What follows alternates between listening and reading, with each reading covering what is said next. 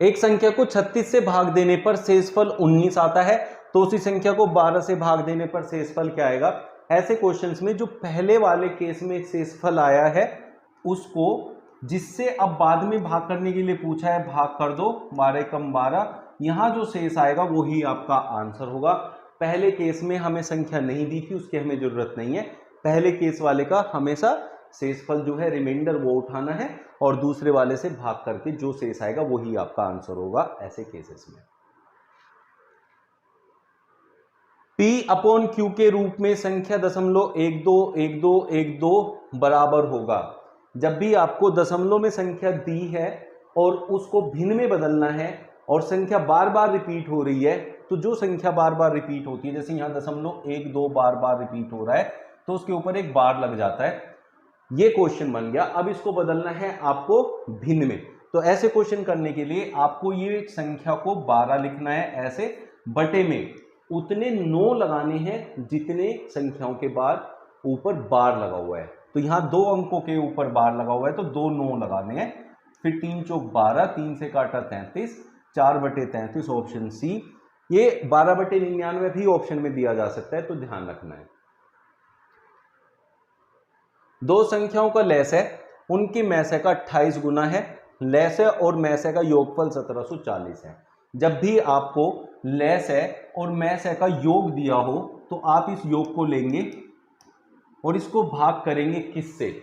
आपको ध्यान देना है, यहां लैस है, मैसे का 28 गुना है, तो अगर मैसे 1 है तो लैसे 28 होगा। इसका मतलब दोनों का योग करो, 1 और 28 कितना हो गया, 29। उससे करना है हमेशा भाग, ये 60 आ गया। ये 60 जो आएगा ये मैसे होगा बच्चों, हमेशा ऐसे डायरेक्टली निकल जाएगा। और लैस है उनका 28 गुना है, तो 60 गुना 28 हो गया आपका लैस है।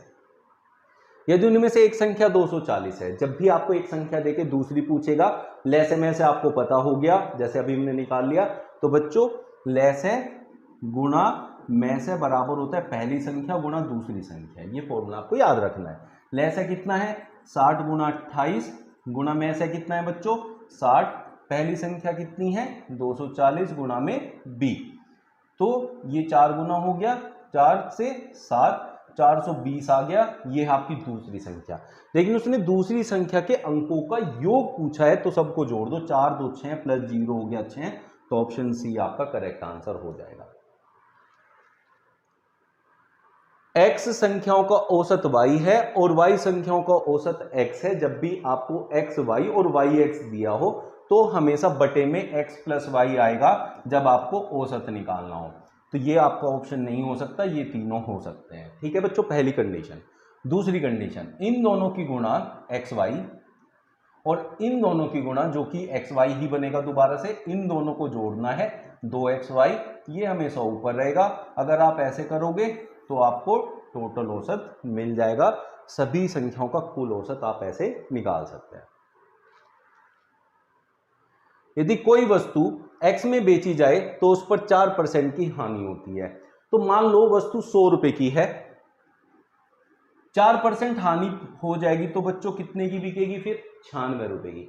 100 का 4% 4 रुपए होता है, अगर उसकी हानि हो गई 4 रुपए की तो 96 रुपए की बची, तो 96 की बिकेगी। दूसरे केस में यदि उसे y में बेचा जाए, y पता नहीं क्या है, लेकिन बेचा जाए तो 12% का लाभ होगा। 100 पे 12% का लाभ 12 रुपए होता है, इसका मतलब वो चीज 112 रुपए में बेची जाएगी। लाभ प्राप्त होता है। x और y का अनुपात कितना होगा, x कौन है 96, y कौन है 112। दोनों को हम किससे काट सकते हैं, 16 से। 16 छिक्की 96, 16 से 112, तो अनुपात आ गया ऑप्शन ए। संख्या नहीं पता थी तो भी आपने अनुपात निकाला। ए तथा बी की आय का अनुपात है 2:3 और इनकी व्यय का अनुपात है 1:2। इसका मतलब कमाते 2:3 के अनुपात में है, खर्चा 1:2 के अनुपात में करते हैं। यदि उनमें से प्रत्येक की बचत 24,000 रुपए है, लेकिन दोनों 24,000 रुपए बचाते हैं, ऐसे केसेस में क्या करना है, आप यहां देखें, ये क्या है ए कमाता 2 है, खर्चा 1 का करता है, इनका अंतर ले लेना है, 2 में से 1 जाएगा 1। यहां ये 3 कमाता है, 2 खर्चा करता है, अंतर ले लेना है 1। अब अगर इनके देखिए यहां क्या है, अगर ये अंतर दोनों बराबर होते हैं और इनकी बचत भी बराबर है, तो बच्चों ये देखना है ये कितना हिस्सा है 1 तो ये एक हिस्सा 24,000 के बराबर हो जाएगा। ऐसे आप डायरेक्टली इसको समझ सकते हैं, 24,000। अब वो जो पूछे जितने हिस्से उसके हैं वो आपका आंसर हो जाएगा। क्या ये जो इनमें से प्रत्येक की बचत इतनी है, तो एक ही आय कितनी है, एक ही आय कितनी है बच्चों, 2 हिस्से। तो 2 हिस्से, एक हिस्सा 24,000 है तो 2 हिस्से कितने हो जाएंगे बच्चों, 48,000। तो इस तरीके से आप डायरेक्टली आंसर फाइंड कर सकते हैं ऐसे क्वेश्चन का। एक गाड़ी ए और बी दो स्थानों के बीच चलती है। जब वह ए से बी तक जाती है तो उसकी औसत चाल 90 होती है, और जब वह बी से ए की वापस आती है तो उसकी औसत चाल 110 होती है। संपूर्ण यात्रा में उसकी औसत चाल क्या होगी।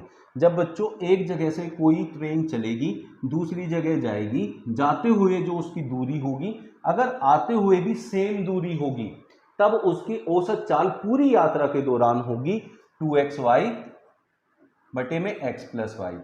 x है जाने की चाल, y है आने की चाल। तो 2 गुना x कितना है बच्चों, 90, गुना में आना कितना है 110। दोनों का योग नीचे लिखेंगे तो 200 आएगा नीचे। यहाँ 2 जीरो से 2 जीरो कट गई, 2 से 2 11 निन्मे 99, 99 किलोमीटर प्रति घंटा की रफ्तार से औसत चाल उसकी पूरी यात्रा में रहेगी।